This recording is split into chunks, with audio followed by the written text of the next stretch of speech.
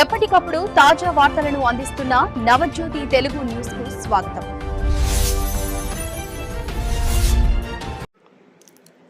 కరీంనగర్ జిల్లాలో దోపిడీ దొంగలు బరితెగించారు.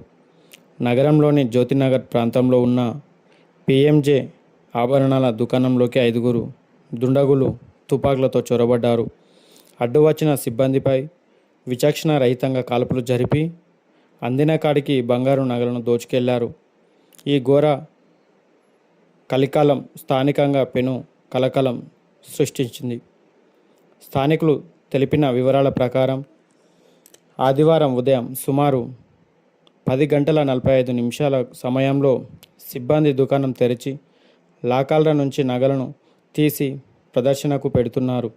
సరిగ్గా అదే సమయంలో 2 ద్విచక్ర వాహనాలపై 5 దుండగులు అక్కడికి చేరుకున్నారు. ముఖాలకు ముసుగులు ధరించి లోపలికి ప్రవేశించిన వారు తుపాకులు చూపించి సిబ్బందిని బెదిరించారు. ఘటన గురించి సమాచారం అందిన వెంటనే జిల్లా పోలీస్ ఉన్నతాధికారులు సాయుధ బలగాలతో అక్కడికి చేరుకున్నారు. క్లూస్ టీం ద్వారా వేలిముద్రలు, ఇతర ఆధారాలను సేకరించారు.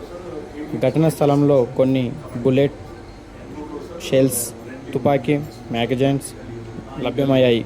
ఈ దోపిడీకి పాల్పడింది అంతర్రాష్ట్ర ముఠాగా పోలీసులు ప్రాథమికంగా అనుమానిస్తున్నారు.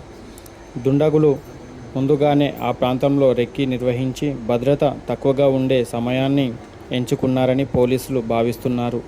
నిఘా కెమెరాల్లో రికార్డైన దృశ్యాల ఆధారంగా నిధుల కోసం జిల్లా వ్యాప్తంగా గాలింపు చర్యలు చేపట్టారు. నగర పొలిమేరలో ముమ్మరంగా తనిఖీలు నిర్వహిస్తున్నారు.